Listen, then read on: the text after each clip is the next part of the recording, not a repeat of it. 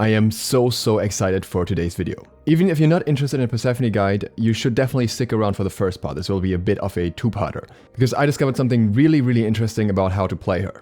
And this can be applied on literally all levels of play from beginner to SPL player. Ahoy, my name is Duke and today we're talking about Persephone. First we're going to talk about a start and a build that results from that, and then we're going to talk about Persephone as a whole in form of a Persephone guide. Before we get started, a quick reminder that there's a gem sale going on at the moment, and if you want to support me a little bit while buying gems, feel free to use the affiliate link in the description or code DUKESLOTH on Epic Games Store. So, about this start. This is basically my magnum opus. This is where all the pieces fall together just perfectly for the best start and build combination that I've ever come up with, I think. You may remember the benevolent start that I talked about recently and how I said mages can't do that because you have to walk all the way to red and that is too far away with that start. But Persephone can. Now typically you would think that you want to start Persephone with Bone Rush on level 1 since it deals more line damage and it's just easier to clear with. But there is an important thing that you have to keep in mind about the Persephone rework. Her passive, Pomegranate Seeds, no longer requires any seeds upon death. Instead, all seeds that you gather are immediately sold in base. And this means if you level the 2 on level 1, you can actually farm extra gold before the game starts. But hang on, it's not that simple, we're not nearly done here. Next you have to consider this. If you buy an item in base, you can resell it for free. So we can buy Sands of Time and increase the amount of abilities that we can use before the game starts. And if we do just that, then we end up with 5 rotations of our abilities or 45 extra gold before the game counter hits 0 seconds. At this point you can probably tell the basic idea of where we're going with this. We're gonna get ourselves a nice little power spike with Shoes of the Magi, getting 75 magical power, 100 mana and 8% magical lifesteal. But it's not nearly done here. So what you could do now is wait out 2 ticks of gold after the 0-minute mark and get Shoes of the Magi, go to red buff, be there on time, and then go to wave. That is the simplest way to do this, and probably especially the easiest way if you have relatively slow internet or slow PC or slow console that takes a long time to load into the game. You'd still get a nice power spike this way, but your level 1 would be a bit annoying because you have only your 2 leveled and you don't have any plants planted in your lane beforehand. That's why there is an even better option. In this case, you want to start dropping your 2 right as you load into the game again, but you start walking out of base. You don't buy any items here, disregard the Sands of Time, that doesn't really make a difference. While you walk towards middle lane, you drop your 2 as soon as it's off cooldown again. When you get to middle lane, you wait a little bit until your 2 is off cooldown again, and then place it in a way so that the plants that'll spawn from it can easily hit the enemy wave. The second you've placed your 2, you start backing. When you get to base, you immediately buy Sands of Time. And I would recommend setting up a custom build for this because this makes it a whole lot easier.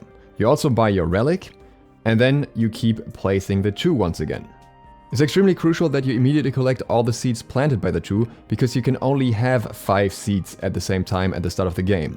So at this point, 2 plants will still remain in mid lane. Then you sell your Sands of Time again because the last cooldown doesn't matter, and then you use your 2 one more time, immediately collecting the seeds. You will go slightly over the 0-second mark, but that's okay. And then you immediately buy your Shoes of the Magi, and you start running towards the red buff. As you can see here, we arrive just in time, with the hunter will be pulling it at that point, and you can use your 2 with all 3 plants because that won't be an issue.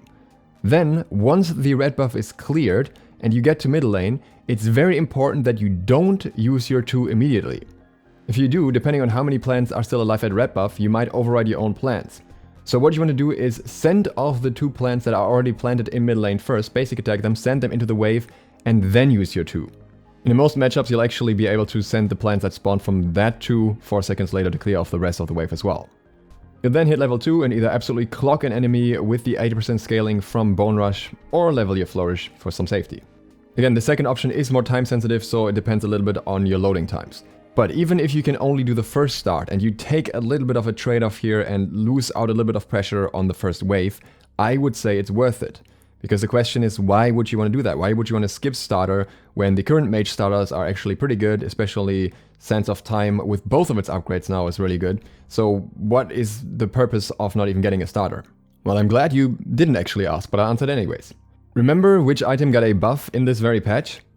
Manikin Hidden Blade, which now provides 90 magical power, as well as 30 physical protection and 5 damage reduction, but we don't really care about that, and deals 20% of the enemy's current health as physical damage and slows them by 20% for 5 seconds if you haven't taken damage in 5 seconds. And just to give you an idea of how much damage that is, these are the damage numbers of current Archmage's gem against an Odin bot with no protections or anything added. We're looking at 163 damage from fully stacked Archmage's gem in a full power build. And here is Manikin Hidden Blade, which only requires you to not fight for 5 seconds, and doesn't even require any power build around it at all. 242 damage. You lose a slight value on the base damage, but 90 power is still more than plenty. In other words, Manikin Hidden Blade is now absolutely the best Mage Burst starter upgrade. In an actual game where I used this against a tank with multiple physical defense items but just one magical defense item, it actually dealt more damage than a Soul Gem proc. And that was in a super low HP build on a support that hadn't quite hit level 20 yet, so you can imagine how much this can scale up.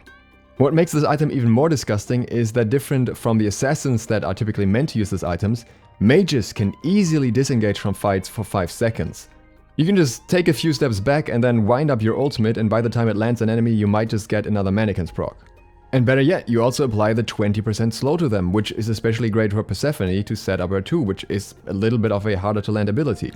Likewise, her line abilities are obviously easier to land, and you can even double stack the slows with her 1.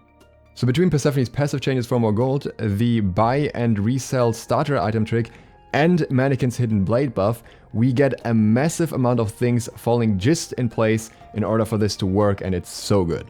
The one hit that you're taking in return is that your mana sustain is a fair bit worse, but I think that is an acceptable trade-off. Now that you know what to do at the start of the game, let's talk about the full build as well as alternative builds and then also leveling order. So, in the build we already started here, our first item was Shoes of the Magi. The next thing we absolutely need is mana or MP5, because for Persephone, spamming her abilities more means getting more gold. If you can be a little bit conservative with your mana, then you should be able to get Restored Artifact on the first back, which will provide you with 15 MP5 as well as 60 power. Also keep in mind that you can back a little bit earlier than when you have 1400 gold, because you still get the extra gold from the seeds that you planted while fighting. Next, you essentially have 3 options. You can either build Rod of Tahuti, or Chronos Pendant, or Charon's Coin.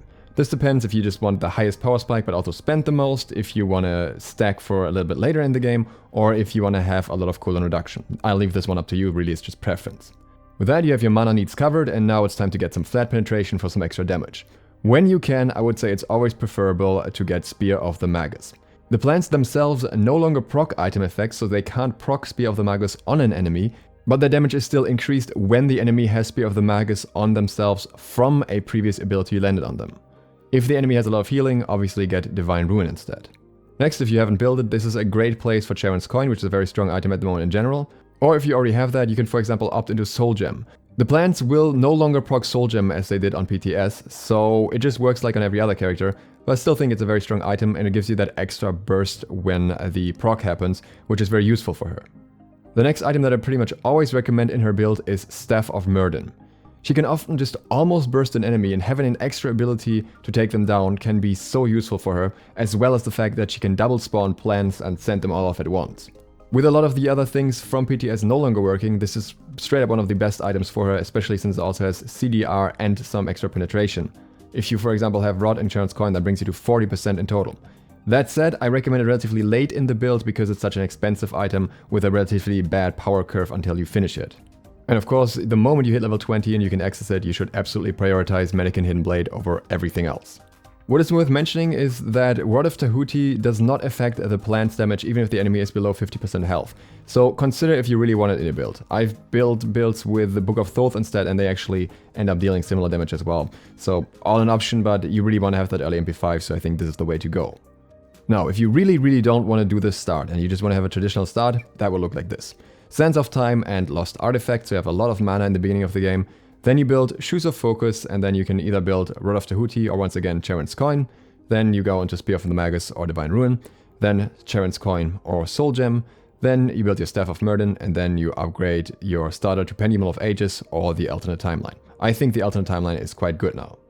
I don't think this build needs any further explanation because it's essentially the last one minus the Manikin Hidden Blade. When it comes to ability leveling, you first of all want to get a point into all 3 abilities. If you're doing the start I suggested, then you start with a 2, otherwise you can start with a 1 for a more effective whole wave clear. Choose between the secondary damaging ability and your escape on level 2 depending on if you need the safety. After that, you have a tough choice to make. When it may seem intuitive to level the 1 since it reduces the cooldown and increases the slow and damage, I wouldn't necessarily say that's always the best choice. The 1 is great for clearing and setup of CC, but Persephone usually doesn't really have much of an issue clearing anyways, as long as you have sufficient plants around. Also, depending on your enemy, they may be able to punish you for going in the middle of your wave to place the 1 since the range is now relatively short. The 2, on the other hand, provides you with extra explosion damage, with extra damage from each individual plant on their multiple bites, and with a higher amount of healing. A bite at max rank can deal 200 damage, whereas the 1 at max rank will deal 300 damage. But keep in mind, each time you use Harvest, you spawn 3 plants, so technically this can be up to 600 extra damage plus the base damage from Harvest. The problem with all that is that it requires you to place your plants correctly in order to be able to even use them that way and not get pressured out in lane, for example. So in many ways this is a comfort choice, and if you're completely new to her, it's probably easier if you start by leveling the 1. What I found myself doing when I wasn't getting too pressured in lane was putting 2 to 3 points into the 1 and then maxing the 2 first. That way the 1 Bone Rush plus a few plants are usually enough to clear most of the wave, otherwise you drop a Harvest afterwards, but that's not even a problem either because you usually don't really run out of mana. While I put a point at the ultimate at level 5, I prioritize the 1 and the 2 over further points in the ultimate because they just provide so much more extra damage and other additional effects that I want. Once I have the 1 and the 2 maxed out, my decision is again relatively flexible. In games where I feel like I'm getting focused a lot or pressured a lot, I will then max out the 3 first because that reduces the cooldown and increases the damage of the escape itself, making it more punishing for enemies to engage on you. In games where I think I can get away with a little bit more aggression, I will put more points into the ultimate, since it is a lot of AoE damage overall to the enemy team. So a complete leveling order could look something like this, but again, compared to most other gods, she is a lot more flexible when it comes to these choices. Playstyle wise, I think it's primarily important to point out that you don't always have to use Harvest on an enemy. You can use it for some very quick heals, you can use it while roaming around the map to get additional gold farm, and you can also set it up in an area where you know a fight will happen and then use the plants that spawn from it. While this may seem wasteful at first because you might end up not having a damaging ability at the start of the fight, you have to keep in mind that the damage of 3 plants sent into an enemy team is absolutely insane and zones them off very, very hard. Usually I found myself having the ability off cooldown again by the time the fight really started anyways. Once the ability is maxed out, you can also have up to 7 plants, so there's a lot more room to place them. If you haven't used her ultimate while in a teamfight, keep in mind that even while disengaging, it can make a massive difference if some of your team are still fighting, especially if you have Manikin Hidden Blade. The additional damage that you can put out and the CC that you can apply to an enemy team very quickly are most certainly not to be undervalued. The old combo of placing her 2 under her and then using her 3 still works, but not really that well, because the plants have a little bit of a delay until they spawn, and if you use the 3 too quickly, then you will actually not send off the flowers.